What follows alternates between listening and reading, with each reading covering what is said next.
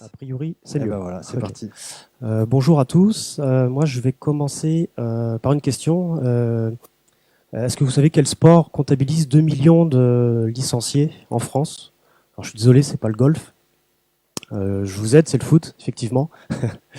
Dans le foot, les protèges-tibias sont obligatoires à hauteur de 100 grammes, 150 grammes par paire de protège-tibia, fois le nombre d'utilisateurs. Je vous laisse faire le calcul, mais en gros, on est sur 200 000 kilos de plastique, juste pour la France. Et aujourd'hui, on sait qu'une reconception plus durable et circulaire de nos produits de consommation est inévitable. Moi, aujourd'hui, j'ai la solution.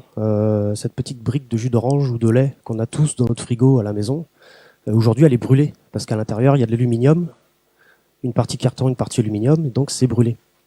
Moi, aujourd'hui, j'ai la technologie qui récupère en fait le carton d'un côté pour en faire des mouchoirs papier, et la partie aluminium plus son polymère en fait est extrudée pour en faire des petites, pour faire des petites billes de matière première qui sont elles-mêmes injectées dans des moules pour en faire des protèges tibia, du coup 100% recyclés et donc recyclables.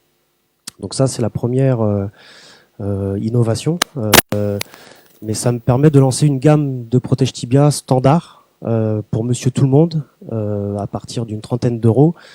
Mais c'est un projet plein de bon sens, c'est-à-dire que je vais rester dans un produit complètement éco-responsable, donc ça va être totalement fabriqué en France, avec que des produits recyclés, que ce soit le packaging, la mousse, la colle utilisée, et donc la matière du protège-tibia, qui sera donc la brique de lait, de jus d'orange. Et la deuxième innovation, c'est que j'offre la possibilité aux utilisateurs de ces protège-tibia de pouvoir les connecter. Donc ça sera une puce qui sera intégrée dedans ou non selon l'option. Et cette puce en fait permet de récupérer à la fin de notre match de foot des données telles que la course, la géolocalisation, le plan sur le terrain de foot, le nombre de contacts avec le ballon, etc. Mais en plus il y a une petite spécification qui est assez ludique, c'est qu'elle est connectée à la base de la FIFA, à la base de données de la FIFA, donc les joueurs pros. Et en fait elle nous permet de savoir si on a bien joué comme Zidane ou si on a mal joué comme quelconque, un autre joueur, je vais pas balancer. Donc voilà, il y a une partie ludique et c'est en option, mais voilà, j'offre la possibilité d'une nouvelle gamme de protège tibia totalement éco-responsable avec la possibilité d'être en plus connecté.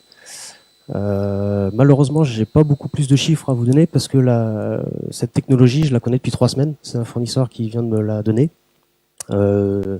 Avant, j'étais convaincu j'ai déjà une marque de protège tibia sur mesure où je scanne les jambes des joueurs, je les fabrique à la main en carbone, etc. J'ai beaucoup de sur du standard, mais malheureusement, je voulais pas faire une gamme en plastique pour faire du plastique, et donc ça fait longtemps que ça traîne. Mais là, maintenant, je suis convaincu qu'avec ça, il y a un potentiel énorme dans le foot en France et notamment dans le monde. Mais voilà, ça fait que 15 jours que j'ai la technologie entre les mains, donc maintenant, j'en suis là. Voilà. Donc merci à tous. Merci Laurent. Une question peut-être du jury. Du coup, une question sur le produit, là pour le coup.